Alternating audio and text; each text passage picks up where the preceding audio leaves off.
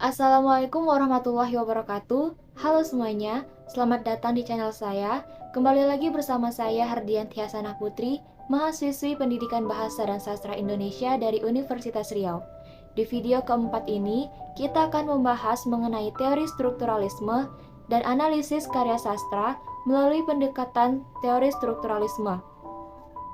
Apa sih teori strukturalisme itu? Teori strukturalisme sastra merupakan sebuah teori untuk mendekati teks-teks sastra yang menekankan keseluruhan relasi antara berbagai unsur teks.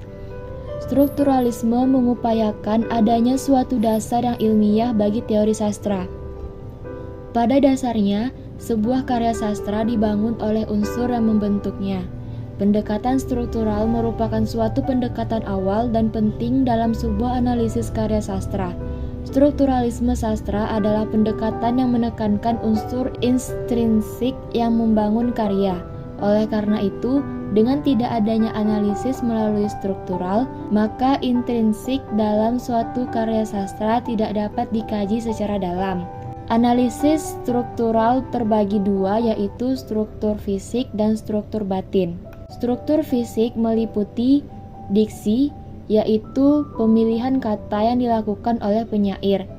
Majas atau gaya bahasa, yaitu penggunaan bahasa yang dapat menghidupkan atau meningkatkan efek dan menimbulkan konotasi tertentu. Lalu imaji, yaitu kata atau susunan kata yang dapat mengungkapkan pengalaman indrawi seperti penglihatan, pendengaran, dan perasaan. Dan yang keempat, rima, yaitu persamaan bunyi pada puisi baik di awal, tengah, ataupun akhir baris puisi. Lalu struktural batin yang meliputi tema, yaitu pokok persoalan yang disampaikan pengarang dalam puisinya. Tema dapat disampaikan secara langsung maupun tidak langsung. Perasaan, yaitu sikap penyair terhadap pokok permasalahan yang terdapat dalam puisinya. Nada, yaitu sikap penyair terhadap pembacanya. Nada juga berhubungan dengan tema dan rasa. Amanat, yaitu pesan yang ingin disampaikan penyair kepada pembaca.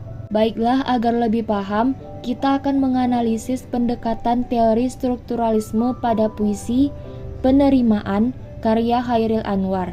Dengarkanlah puisi yang dibacakan oleh Kak Nuri. Kalau kau mau, kuterima kau kembali dengan sepenuh hati.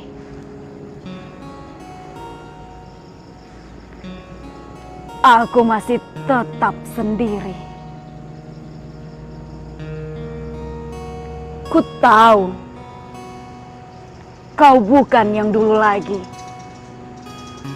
Bak kembang sari sudah terbagi. Jangan tunduk, tentang aku dengan berani.